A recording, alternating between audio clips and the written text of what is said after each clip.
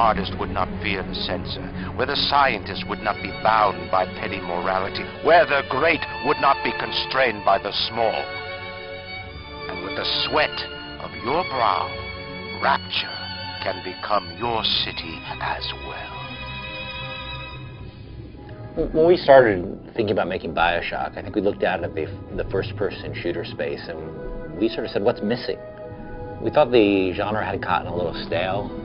A lot of scripted sequences, a lot of corridor shooters, and a lot of things that sort of limited the player's tool set, what the player could do, and every player's experience was the same. And we wanted to give the player the choice about opening up all these different kinds of character choices for a player, and then also making the world more expressive. You're fighting these crazy-looking people that are coming at you with, like, you know, lips barely there, like stuff going out the side of their head. Then you find out that there are these little sisters who are roaming the halls with these massive syringes that they're using to suck liquid out of dead bodies and then drinking it. And they're actually guarded by these huge walking tanks.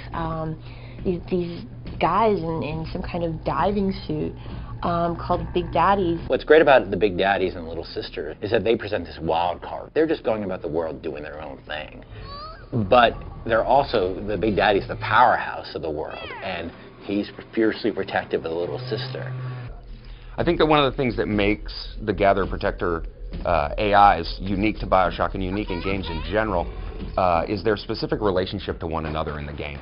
They have very subtle interactions with each other as they move throughout the world. And again, they're not directly aggressive to the player, so the player can very easily perceive this relationship until they make that choice to engage them. One of the really interesting things about the Gatherer-Protector relationship is the specific tactics they use as a team to defeat you when you engage them.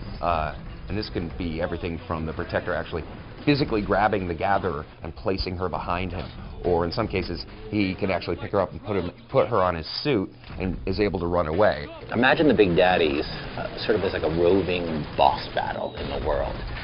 You're going to have to deal with them, because the Little Sisters have the resource that you need to essentially grow your character in the game. But they're protecting the Little Sisters. But these guys are so tough. It's not like you can just like a regular shooter go in and take them out. You really got to strategize about how you take them out. You have to use all your tools, not just on your own body, not just in your own tool set, all your different ammo types, all your different plasmids. You have to use the world. You have to use the AI. And quite often, because they're so tough, you're not going to be able to take them down on the first try.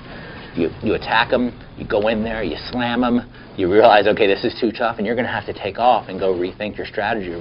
The one thing that, when you look at them, that you're surprised by when you actually engage them in battle is they're really fast. Once you engage them, they move so quickly and they're so agile coming at you. It's really, really crazy. A lot of people have asked me in interviews about, like, who are these guys? Are these robots in the suits? Are these people in the suits? And where exactly do these Little Sisters come from?